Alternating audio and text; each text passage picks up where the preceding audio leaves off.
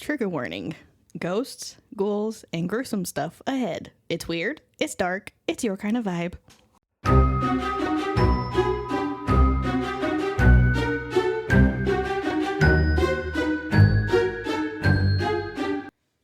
Welcome to Haunted and Homicidal, the podcast where true crime meets the paranormal.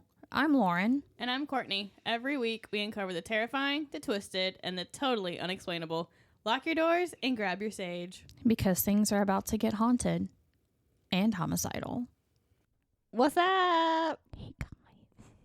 It's the new year. It is. This is the first episode of the new year. It is Whoa, crazy that it falls on the very first day of January. Welcome to 2026. Hopefully you guys had a good, not Halloween because that was 2 months ago. A good Christmas, Hanukkah, Kwanzaa, whatever you celebrate or don't celebrate, Yule, whatever. And a good New Year's Eve. And I hope you guys have a good New Year's Day. I hope you guys are eating your black-eyed peas and your cabbage and your cornbread to bring good luck and money for the year. Yeah, I don't eat black-eyed peas. Also, don't do laundry today. Huh? You didn't know you're not supposed to do laundry on the 1st? No. Yeah. Why? Because it says if you do laundry on the 1st, it's what you're going to be doing all year. I mean, you can do laundry all year. I know, but it's going to be worse. Oh, Allegedly, okay. what you do on the 1st of the year is what you're going to continue to do for the rest of the year. I'll be working on the 1st, so there we go. Well, I won't be. I won't be. I will be. I go back the 5th. I'll have had a week and a half off by then, so my house will be spotless. I'll be bored. Yeah, I'll probably sleep all day. I don't know what to do when I have a day off. Catch up on the sleep. I don't though. I tried yesterday, but it seems like when I try to take a nap in the chair, because I don't want to sleep in the bed, because I know if I sleep in the bed, I'm not getting back up. Yeah. So I try to take a nap in the chair, and it seems like every fucking time I do, Misha has to go to the front window and bark, bark, bark, bark, bark, bark, bark every fucking time. She won't bark if I'm just in there watching TV. So turn the TV on, take a nap. I had the TV on yesterday, but if I'm awake watching TV, she just lays on the couch. But if I'm laid in the chair with the blanket or whatever on me, sleeping, she knows I'm sleeping, she barks, barks, barks, barks. Gonna choke her out. She looks so cute sitting here sleeping. Oh yeah, she wants to be sleepy now. She said, that's okay. I will open all of my legs for you. Oh my goodness. I'm gonna fall out the chair one of these days. Hand me one. Bitch, you need to stop by Five Below on your way home because it's right there. And they have them 3 for $5. And the banana ones are my favorite because those peel the best. Speaking of, we are eating. I don't like bananas. Really? Those are the best ones. See, you peel it and it comes out like that little chunk. Oh yeah, that's too much work. I'm gonna eat the whole thing. Yeah, it was a lot of fun. But we're eating the Peelers brand gummies, pineapple flavor. It's a new flavor for me because I've had the banana, which is my favorite. I've also had the kiwi and the strawberry. Those are all really good. Well, it's the Amos brand. As well. The Amos, A-M-O-S. Oh, Amos Peelers, yeah. I thought you said anus. She kicked her tree at me. She said, "Fuck this tree." She hasn't killed it yet. No. Santa didn't survive. The tree's doing okay. Well, with Santa, she was extra excited. Extra excited. She was pretty excited today, but it was bad. Just hand her the toy when I walk in the door. I had to put your drink down to hand it to her. Yeah. So, yesterday, I thought you said a treat with the T on the end. Tree. Christmas tree. Well, I get that now. I got her Santa. How to get her a Christmas tree. Yeah. And it was on sale. Maybe I was just overwhelmed with the fucking clusterfuck. Bro, the fact that we were in Burlington for a fucking hour. It was an hour and 10 minutes. Yeah. An hour and 10 minutes we stood in line. But I hated having to leave or go anywhere else because I'd already been so many places that morning looking for something for my niece for Christmas. And I could not find anything I liked, but they had so much fucking cute shit at Burlington for babies. So much. Yeah. That's where I got everything. The little bumblebee outfit is my fucking favorite. Yes. It was so cute. And he finally got the pictures. He's like, those are cute. I'm like, yeah, I know. So I think I fucked up again. Stop fucking up. Stop it. I can't help it. I had to send him because he was really excited about buying stuff for the baby. And he is demanding. My mom said yesterday, I went shopping with her yesterday morning when she was dropping us off. You know, I was like, they're going to be over here on Christmas, blah, blah, blah. I'm like, if you want time with her, you better get her early. And she's like, if Wayne will give her up. I'm like, yeah, I don't know what to tell you about that. He is very, very baby friendly. My mom said my uncle is too. She said there was a lady like my grandpa used to own a bail bonding agency. And he was best friends with a lot of the attorneys that are down here on the coast. So apparently like one of the attorneys or whatever had to bring her baby to work, or they were at the courthouse doing something, but apparently my uncle took the baby and disappeared for an hour and a half. What? And he was just walking around downtown with the baby, just taking care of the baby. My uncle is very baby friendly. So is my husband. My uncle only has one child though. Yeah. And she's not a baby anymore. She's 22, 24? 22, 24? 24 sounds right. I think she was I think Aaron was born in 2001. I think. Hi, Aaron. No. But yeah, so I told my mom, like, if they're coming over, because I told them I'm making gumbo, potato salad, whatever, for Christmas, and I still can't believe she's making Jell-O shots for 11 a.m. 9 a.m. No, we're not eating till like 1 or 2. But It's that's like, still... I know. And I told my grandma, she's like, well, I asked my boss if we could bring them, you know, if we had any left over or whatever. I said, I'm not going to have any. I said, because I'm not a day drinker. I have a bottle of Moscato in my cabinet that I think I'm going to chill and drink tonight while I'm wrapping presents. It's going to be fun. Yeah. We still need to do that. Yeah. I think that would be fun. A drink, like a taco and like a Drinko taco night. Yeah, that'd be great. Yeah, making a ham and the potato salad and whatever, and my grandma's making something. She made tarts. Like different flavored tarts? I think she said strawberry and something, and I wanted her to make mincemeat tarts, and I really hope she did because I want that so bad. And because she's British, you know, so I kind of grew up eating British things. Most people would be like, ugh, mincemeat tarts, but it's so fucking good. So good. But you have to like fruit. Yeah. Like raisins and apples and stuff. I can't remember what's in it, but it's so good. I love it. Alrighty. So I has the winter solstice. Yes. Also called hibernal solstice. Mm-hmm. So it occurs when either of Earth's poles reaches its maximum tilt away from the sun. Winter. Uh-huh. It happens twice yearly, once in each hemisphere, northern and southern. It's the shortest period of daylight and longest night of the year, and when the sun is at its lowest arc in the sky. So in each polar region, there is continuous darkness or twilight around its winter solstice. The opposite event is the summer solstice, which happens at the same time in the opposite hemisphere. And of course, it occurs during the hemisphere's winter, because winter solstice, duh. So in the northern hemisphere, this is the December solstice, which is December 21st or 22nd. And then in the southern hemisphere, this is the June solstice, which is June 20th or 21st. So traditionally, in many temperate regions, it is seen as the middle of winter and midwinter. I almost said midwinter.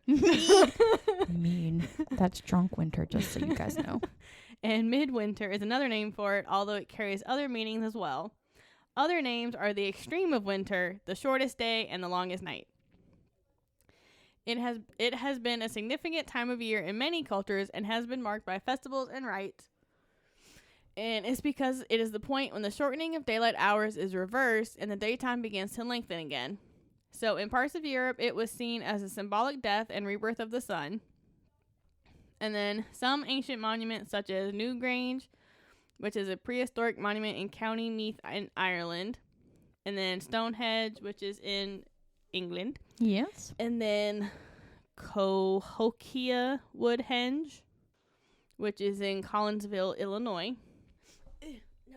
No.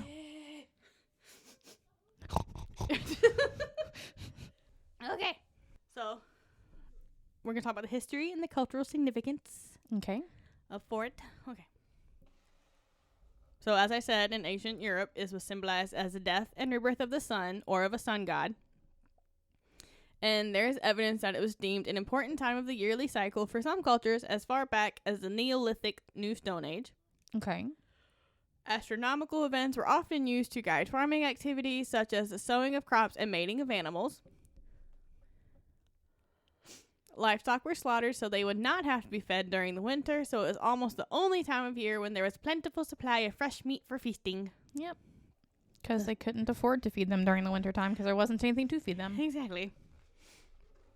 So we're going to talk about each different region. So Okay. Neolithic Europe. So the primary axes of Stonehenge in England and Newgrange in Ireland seem to have been carefully aligned on a sight line pointing to the winter solstice sunrise. So Newgrange gets the sunrise and the winter solstice sunset is at Stonehenge. Okay. So Newgrange was built with a light box so that direct sunlight reaches the inner chamber only on the winter solstice. Whoops. At Stonehenge, the Great Trinity on the Heelstone and the Avenue are aligned to the winter solstice sunset. Nice. I bet that's fucking beautiful. Mm-hmm. The Neolithic Goseck Circle in Germany has 2 openings aligned with the winter solstice sunrise and sunset, respectively. Okay. And then in ancient Egypt, several ancient temples are aligned with the winter solstice sunrise, including the temple, which I'm going to butcher all of these names because they're all not English. Yeah, he made fun of us for that yesterday. Well, he can shove it because he can't say the words either. Yeah, I know. Because I'm about to be saying a whole lot of words that I don't know how to say. Yeah, I know. So, the temple of Amun-Ra at Karnak, the chapel of Ra Horakti at Abu Simbel, and the mortuary temple of Hatshepsut at Luxor. Okay. Plutarch wrote in the Morelia, 1st century AD, that the Egyptians believed the goddess Isis gave birth to Harpocrates, Horus the child, at the winter solstice. Wait. Hippocrates? Yes. I told you. Okay.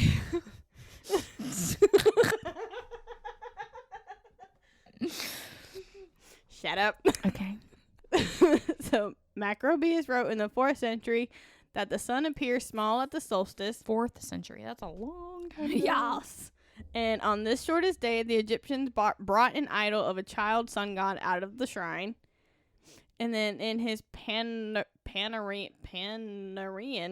also from the 4th century, Epiphanius of Salamis wrote that the winter solstice was celebrated on December 25th in Alexandria as the Kikalia. Okay. He says that 13 days after the solstice, on January 5th through the 6th, they celebrated the birth of Aaron, son of the virgin goddess Kor.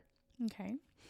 At the Temple of Kor, the Korean in Alexandria, an all-night vigil was held, and at dawn, an idol of the child god was brought out of an underground shrine. Okay. This idol was carried around the temple 7 times, accompanied by music, hymns, and revelry. Oh. Okay. Oh, yeah. So, in the ancient Roman calendar, December 25th was the date of the solstice. Marcus Terentius Varro wrote in the 1st century BC that this was regarded as the middle of winter. In the same century, Ovid wrote in the Fasti that the winter solstice is the first day of the new sun. The calendar of Antiochus of Athens, 2nd century AD, marks it as the birthday of the sun. Okay. In AD 274, the Emperor Aurelian made this the date of festival Dies Natalia Solis Invicti, Okay. the birthday of Sol Invictus, or the invisible sun. Okay. These names. And then Gary Forsyth, the professor of ancient history, says this celebration would have formed a welcome addition to the 7-day period of the Saturnalia, December 17th through 23rd, Rome's most joyous holiday season since Republican times, characterized by parties, banquets, and exchange of gifts. Okay. Liturgical historians generally accept the solstice has some influence on the choice of December 25th as the date of Christmas. Mm-hmm. A widely held theory is the church chose it as Christ's birthday, specifically to appropriate the Roman festival of the sun god's birthday. Yeah, because allegedly, if you believe in whatever, Jesus or God wasn't born until like April. Yeah. Like somewhere in that area. Yeah. And then according to C. Philip E. Nothaft, a professor at Trinity College Dublin, he says though this is nowadays used as a default explain for the choice of December 25th as Christ's birthday, few advocates of this theory seem to be aware of how paltry the available evidence eventually is. So in the 6th century, the Greek historian Procopius wrote that the people of Scandinavia, which he calls Thule, held their greatest festival shortly after the solstice to celebrate the return of daylight. In Anglo-Saxon England, the solstice was generally deemed to be December 25th, and in Old English, midwinter could mean both the winter solstice and Christmas. In the 8th century, Bede wrote that the pagan Anglo-Saxons had celebrated the festival Modernheit, Mother's Night, at the solstice, which marked the start of the Anglo-Saxon year. Bede also wrote the pagan Anglo-Saxons called both December and January Gwili. Okay. You're going with that. He links this term with the solstice, writing that the months of Gwili derive their name from the day when the sun turns back and begins to increase. This is an old English form of the word Yule, and is also spelled Giola, and Iula. Okay. Other Old English writers called December Giola, the former Yule, and January Aeftera Giola, the latter Yule. Yeah, I mean, I would like the Aftera part would be like after Yule, I would think. Yeah. That's what it would like translate to. Yeah. The North Germanic people celebrated a winter holiday called Jol, the Old Norse form of the word Yule. Mm-hmm. The Heimskringla, written in the 13th century by the Icelander Snorri Sturluson, describes a Jol feast hosted by the Norwegian king Haakon the Good. Haakon the Good from 920 to 961. Okay. According to Snorri, the Christian Haakon had moved Jol from midwinter and aligned it with Christmas. This led some scholars to believe that Scandinavian Yule originally was a sun festival on the winter solstice. Modern scholars generally do not believe this, as the medieval Icelandic midwinter was about 4 weeks after the solstice. During the Christianization of the Germanic peoples, Yule was incorporated into the Christmas celebrations, and the term and its cognates still refer to Christmas in modern Northern European languages such as Swedish. Now we're on to Albanian. Okay. Albanian traditional festivities around the winter solstice celebrate the return of the sun for summer and the lengthening of the days. Albanian traditional rites during the solstice period are pagan and very ancient. Albanologist Johann George von Hahn, 1811 to 1869, reported that Christian clergy during his time and before had vigorously fought the pagan rites that were practiced by Albanians to celebrate this festivity, but without success. The old rites of this festivity were accompanied by collective fires based on the house, kinship, or neighborhood, a practice performed in order to give strength to the sun according to the old beliefs. Mm-hmm. The rites related to the cult of vegetation, which expressed a desire for increased production in agriculture and animal husbandry. Yes. Which is a branch of agriculture focused on breeding, raising, and caring for domestic animals like cattle, sheep, pigs, and poultry for products such as meat, milk, eggs, or fiber, involving daily care, nutrition, health management, selective breeding, and ensuring welfare and productivity. AKA taking care of the wildlife. Yes. Or the farm animals. Yes.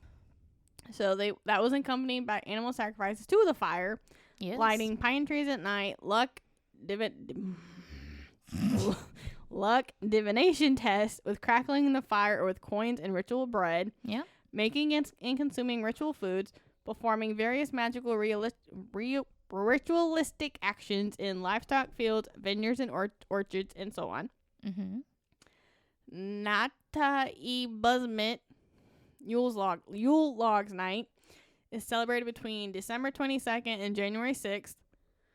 Buzmi is a ritualistic piece of wood or silver pieces of wood that is put to burn in the fire of the hearth on the night of a winter celebration that falls after the return of the sun for summer, after the winter solstice. Yep. Sometimes on the night of Christmas Eve on December 24th, sometimes on the night of Calendra, or sometimes on New Year's Day or any other occasion around the same period, a tradition that is originally related to the cult of the sun. So anytime between December 24th and January 6th. Yes. It's like sometimes this day, but could be other days. Mm-hmm. Okay. The winter solstice has been celebrated as one of the 24 solar terms called Dongzi in Chinese. In Japan, in order not to catch cold in the winter, there is a custom to soak oneself in a yuzu hot bath. Ooh, that sounds good. Makara Sankranti, also known as Magi, is a festival day in the Hindu calendar in reference to deity Surya, which means sun. It is observed each year in January. It marks the first day of sun's transit to Makara, which is Capricorn, marking the end of the month with the solstice and the start of the longer days. Iranians celebrate the night of the Northern Hemisphere's winter solstice as Yalda night, which is known to be the longest and darkest night of the year. Okay. Yalda night celebration, or as some call it, Shabbay Chela, the 40th night, is one of the oldest Iranian traditions that has been present in Persian culture from ancient times. Okay. In this night, all the family gather together, usually at the house of the eldest. So your house, in my house. No, thank you. And celebrate it by eating, drinking, and reciting poetry. No, thank you. Eating, drinking, yes. I'm not gonna recite poetry. Nuts, pomegranates, and watermelons are particularly served during this festival. There once was a man from Nantucket. That's my poetry, okay? So although the instant of the solstice can be calculated, direct observation of the moment by visual perception is elusive. The sun moves too slowly or appears to stand still, the meaning of solstice. However, by use of astronomical data tracking, the precise timing of its occurrence is now public knowledge. The precise instant of the solstice cannot be directly detected. By definition, people cannot observe that an object has stopped moving until it is later observed that it has not moved further from the preceding spot or that it has moved in the opposite direction. What? Don't look, it hasn't moved. To be precise, to a single day, observers must be able to view change in azimuth or elevation less than or equal to about 1/60th of the angular diameter of the sun. Too many big words. I know. Observing that has occurred within a 2-day period is within a 2-day period easier, Okay. requiring an observation precision of only about 1/16th of the angular diameter of the sun. Thus, many observations are of the day of the solstice rather than the instant. This is often done by observing sunrise and sunset or using an astronomically aligned instrument that allows a ray of light to be cast on a certain point around that time. That's too complicated. Just fucking celebrate. Exactly. Like, don't worry about the sun, the moon, the earth, the stars. Just, when winter is, just celebrate. The earliest sunset and latest sunrise dates differ from winter solstice. However, and these depend on latitude due to the variation in the solar day throughout the year caused by the Earth's elliptical orbit. Okay. List of winter solstice festivals and observances. Okay. So, Albin, Arthan, which is Druidism. Yeah. Blue Christmas, Western Christian. Dies Natalia Solis Invicti, which is ancient Rome. Mm-hmm. And then the Dongzi Festival, East Asia. Mm-hmm. Inti Rami, which is Inca. Ooh. Claudia and Korochin, which is Slavic. Midwinter Day, which is Antarctica. It's winter there all the time. Madranhit, which is Anglo-Saxon paganism. Mm-hmm. Shalako, which is Zuni people. I like that one. Uttarayana, which is India. Tripantu, which is Mapuiti. Yeah. Okay. Wilkakuti, which is the Amara people. Yalda night, which is Western and Central Asia. Yule, which is Germanic, and Zimasvetki, which is Latvia. Okay. And then other related festivals. So the Feast of Enid, which is Yazidi, celebrated on the last Friday before winter solstice. And then Saturnalia and Brumalia, ancient Rome. Rende, Ireland, Isle of Man. St. Lucy's Day, which is Christian, used to fall on the winter solstice, now celebrated on December 13th. Cold Food Festival, which is Greater China, Korea, 105 days after the solstice. Oh, wow. Okay. Makar Sankranti, which is India, which is a harvest festival, is 24 days after. Burning the Clocks in England, modern cultural festival on the solstice. Winter at Tantora Festival, Saudi Arabia, modern culture festival. And then St. John Eves in the southern hemisphere. Okay. And that is it. She said, on the winter solstice. yes. And I apologize for all those words. And it's not going to get any better I because just butchered. this year, since it is the first, we are going to be branching out of the United States, and we're going to be doing other continents, other countries for murder and paranormal activities. So you're going to hear a lot of incorrectly pronounced words, no matter how hard we try, write them down phonetically, practice them in our head. When it comes down to it, we forget everything and fuck it all up, and we are sorry about it, but you guys should know by now on episode 45 we are that we English, can't speak. and we only know English words, barely. We're trying, but it's just not working out. No. So we are going to talk about a New Year's Eve shooting that happened in my home state.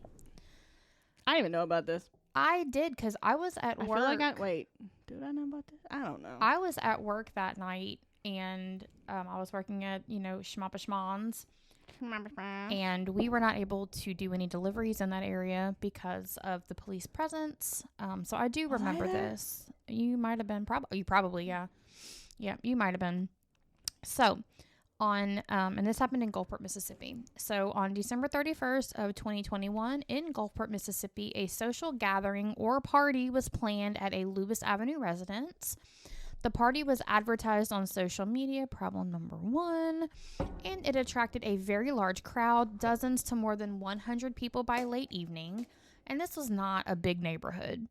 It was many of the streets in Gulfport, the older streets, are very, very narrow. And a lot of time, if you're driving, if there's two cars on one road, one of the cars is having to drive in somebody's grass. These are very, very narrow streets. So the original attendees, the people who were putting on the party, who I guess initially let the word out, were described as an older group from Gaston Point. And Gaston Point is not a very safe area. In fact, several businesses that do delivery shut down delivery to that area around 6 or 7 p.m. when it starts getting dark because it is dangerous. Yeah. So later, a group of younger people from other neighborhoods also arrived at the party because they saw it on social media. And so tensions between these two groups were noted by witnesses, but it does not say if it was specifically age difference or if they actually had beef with these specific people. Yeah. Or if it was just old heads, vibing or not vibing with the younger crowd. Yeah. So 2 men, Aubrey Lewis, who was 22 of Bay St. Louis, and Corey Dubose, who was 23 of D'Iberville, became involved in a physical fight in the middle of Lewis Avenue. The fight resulted in both men falling on the hood of a parked car that was owned and occupied at the time by a Cedric McCord, who was 28. Witnesses reported the altercation attracted attention and more people rushed in to fight with them. What the hell? When there's a lot of people in one little condensed area and a fight happens, and I'm sure you've seen it on Facebook or wherever these videos that are being taken, it starts out with 2 people. Yeah. One person is getting the better of the other person, and then 20 more people jump in. That kind of sounds like what happened here. So McCord reportedly took exception to the men fighting on his car because they were literally on the hood of his car fighting each other. He got out of the vehicle and fired 1 shot into the air, allegedly. The shot is described in reports as a flashpoint that precipitated broader gunfire. So he he fired into the air. Other people pulled their guns and just started shooting. Oh, great. Yes. At least 2 of the victims, which was Dubose and Lewis, are known to have fired guns during the incident. Multiple other parties also pulled firearms and fired during the incident. Over the next several minutes, multiple people fired weapons. Shots were fired into the crowd and to nearby houses and cars. Several victims were struck in the melee. In the what? Melee. The fight. Melee is a fight. Oh. So they were just indiscriminately shooting. They were shooting into houses that were nearby. They were shooting into cars that were nearby, occupied or unoccupied. They didn't care. They were just shooting. So the initial victims were Corey Dubose, again, 23 of D'Iberville. He either died at the scene or shortly thereafter at the hospital. Cedric McCord of 28, and he was of Gulfport. He died at the scene or at the hospital shortly thereafter, and he was the one who owned the car that the 2 initially were fighting on. Aubrey Lewis was 22, again of Bay St. Louis, died at the scene or at the hospital shortly thereafter. Nathaniel Harris was 52. He actually died on January 2nd, succumbing to his injuries, so he was treated at the hospital, but he didn't make it. And then there were several others who were treated for non-life-threatening injuries. So there were a lot of people injured. Only 4 people died. I don't remember this. I do, because I was mentioning it to Wayne. He was like, "Yeah, we were." I remember that we were like at work. Yeah, I remember it. Police later collected more than 50 spent shell casings in the roadway and lawns. 50? Huh? More than 50? That's a lot. Yeah. In near. Some reports noted 100 plus casings found across the scene. And you've got to understand, there were 6 to 12 people firing guns. Oh, yeah, that makes sense. Yeah, it was a lot of people. And this was found across yards, cars, and houses, as well as like completely down Lewis Avenue. So when people started running and shooting, they were spreading bullets from one end of the street to the other. Detectives interviewed dozens of witnesses and reviewed for surveillance footage from the area to identify shooters and reconstruct the sequence. Witnesses specifically identified a person named Preston as the shooter who killed McCord. Now, whether or not it was intentional, I mean, obviously, if you're pulling out a gun to shoot anybody, it's intentional. Yeah. But whether or not he knew this man and had kind of any kind of vendetta against him, we don't know. Ballistics tied certain casings and recovered projectiles to the weapons used by particular defendants in some of the plea deals and court filings. It was just an escalated situation that started with the 2 men physically fighting, Cedric pulling his gun, and then other people just kind of jumping in. It did not seem to be... There was no evidence that the police could tie as a premeditated attack. It was just something that happened. I asked one of my friends who is a ballistics tech in Gulfport at the Gulfport Police Department if she had worked on this case. And her words were, "No, my boss covered that clusterfuck." And I was like, well, shit, I was hoping to get like some introspective or something, but she didn't work on the case, unfortunately. So she's got like the coolest fucking job ever. So the following people were publicly identified for their roles. Isavian Oteri Rashawn Preston, who was 23 at the time. He was identified by multiple witnesses as the person who shot and killed Cedric McCord. He was arrested and charged initially with first-degree murder, second-degree murder, and hindering prosecution, which just means something is happening where he is preventing the police from doing their job. Okay. Where they're not able to prosecute him. Either he's hiding or falsifying information. It doesn't say. He was just hindering prosecution. He later pled guilty to manslaughter and unlawful firearm possession. He was a felon. He was in possession of firearm. He was in possession of a firearm, which they can't do. He was sentenced to 30 years in prison to run consecutive to an already 8-year sentence that was being served. So that 8-year sentence is what basically made him a felon. And it was possession of a controlled substance, which had him that 8 years. His manslaughter was a 10-year charge, and his possession of a firearm by a convicted felon was a 10-year charge. Manslaughter was 20 years. Oh, 20 years. Yeah. So manslaughter was 20 years. Possession of a firearm by a convicted felon was 10 years. So that's his 30 years consecutive with the 8 years that he was serving for controlled substance. The next suspect was Latavion Bland. He was indicted along with the others. He pled guilty to amended charges and was sentenced to 11 years in total, 6 years for aggravated assault and 5 years for aggravated mayhem. Vincent Armstrong was indicted and pled guilty. He was sentenced to 25 years total, but with most of it a suspended sentence. He was convicted with 5 years for aggravated mayhem, 5 years with shooting at a motor vehicle, and he was also charged with possession of a controlled substance with intent.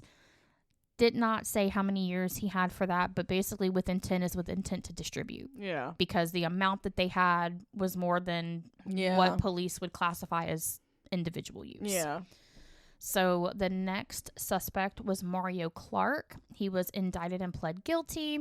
He was charged with second-degree murder and shooting into a dwelling or house ×2.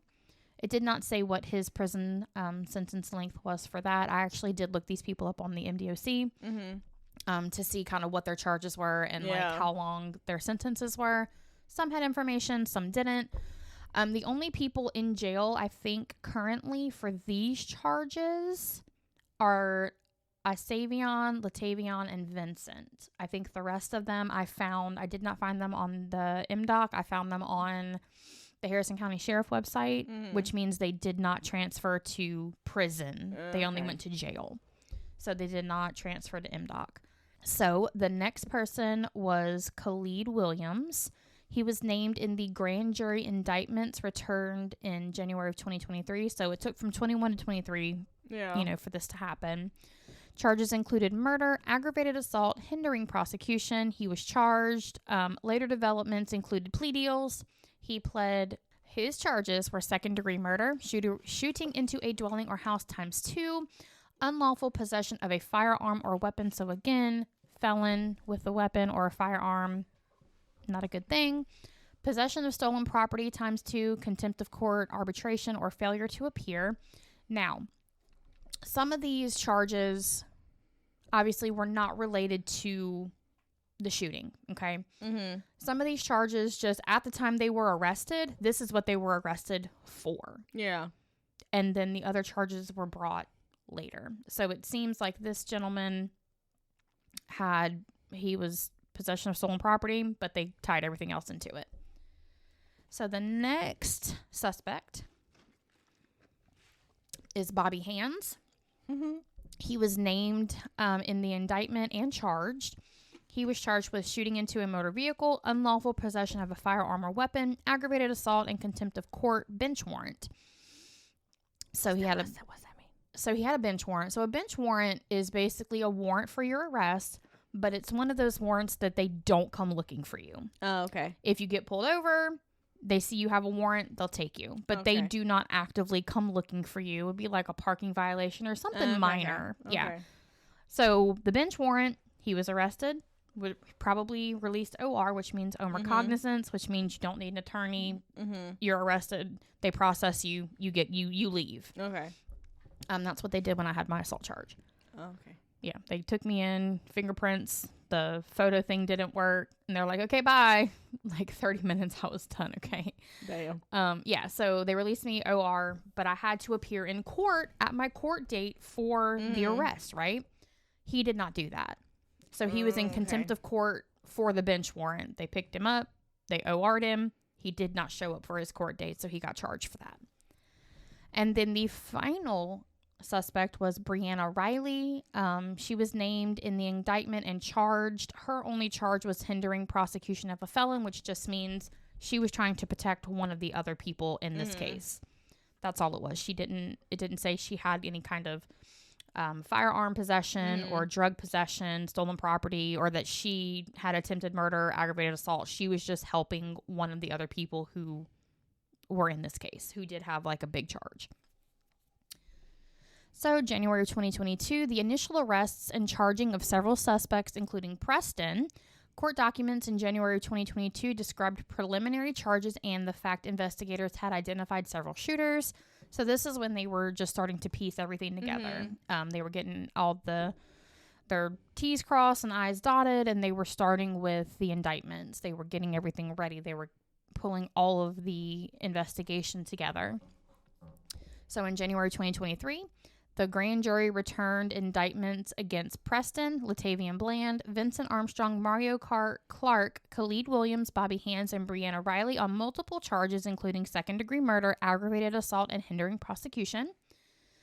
December 6th of 2023, Isavian pled guilty to an amended manslaughter charge and unlawful possession of a firearm by a convicted felon.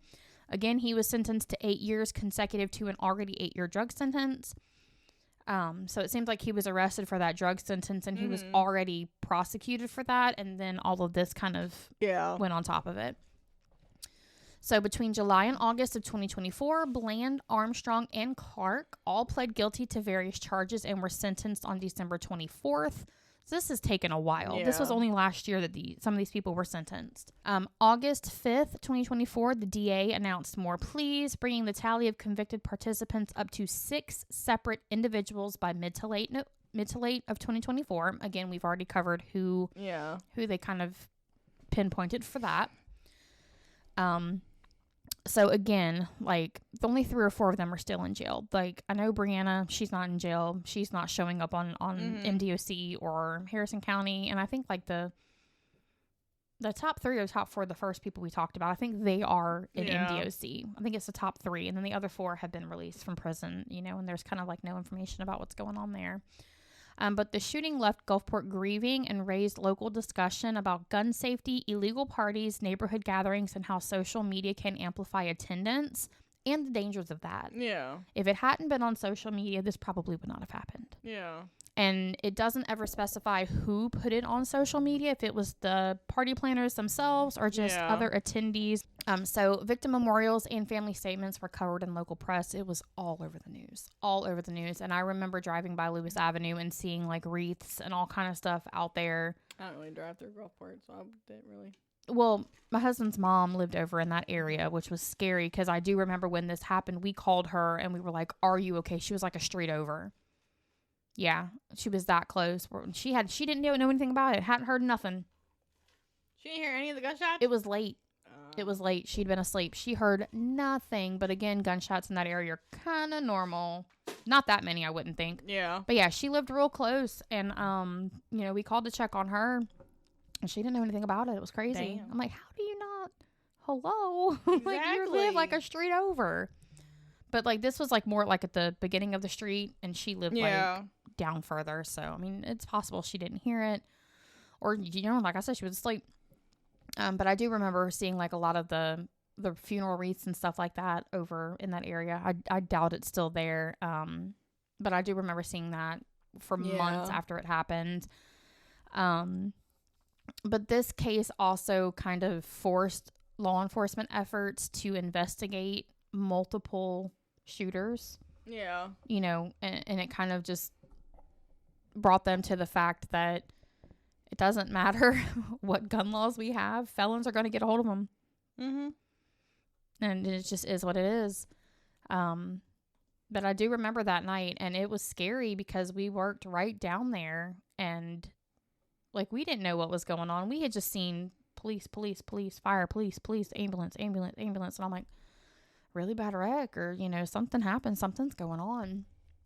And that's what it ended up being. I saw it on Facebook, and I remember it. I'm like, holy shit. So, like, we let the manager know, or I was the manager, but the boss know at the time what was happening. And we're like, we can't deliver in this area because this is what's going on. So we had to shut down. Oh, wait, no, I wasn't there. I would have left by then. Yeah, we had to shut down delivery into that area. So, it was rough. And it's so sad because people were just wanting to celebrate New Year's Eve. Like, there was no beef initially. It was just supposed to be a fun gathering. And these people just showed up and started fighting, you know, and it doesn't really say, like, if they even knew each other, if it was just some kind of stupid disagreement between drunk adults. Yeah. You know, 22, 28, they were old enough to drink. And this possible stupid disagreement led to 4 people dying. Yeah. And many, many injured. And it's just horrible. But that's what can happen when you advertise stuff on social media and it gets shared and shared and shared and shared and shared, and people you don't know or don't want to be there show up. Exactly. It's scary. But yeah, that was local here. And, you know, this week we tried to cover, like, stuff that happened on New Year's, like a little theme. We're not doing that next year except during a certain time of the year, but it's not going to be a Christmas thing because apparently a lot of people don't die on Christmas or New Year's. Nah. Other than like fatal crashes or something like that. Nothing super interesting. So thank you guys for listening this week. I think this episode is longer than the Brudos one, but we had more to cover this time. Check us out on Patreon, patreon.com/hauntedandhomicidal, facebook.com/hauntedandhomicidal. That's where we have all the pictures. Misha, Winter Solstice, Krampus, that's where all of the pictures are going to be. If you guys want to kind of see what we're talking about, or if we link something or whatever, that's where it'll be. And then I'm you so can... mad my brother didn't send me any Krampus pictures. That's unfortunate. The turd. But you guys can also contact us at hauntedandhomicidal@gmail.com. You know, you can let us know if there are any kind of topics you want us to cover, particular stories. If you have your own story, we really kind of want to hear about those. Thank you guys for supporting us, for all the love. We are rounding up on our 50th episode here in the next couple weeks. Woo! It's gone by so quickly. I worry about running out of stuff to talk about, but there is always forever something to talk about. Yes. My lists are long. So Very long. there is that. Okay, love you guys. Bye. Bye.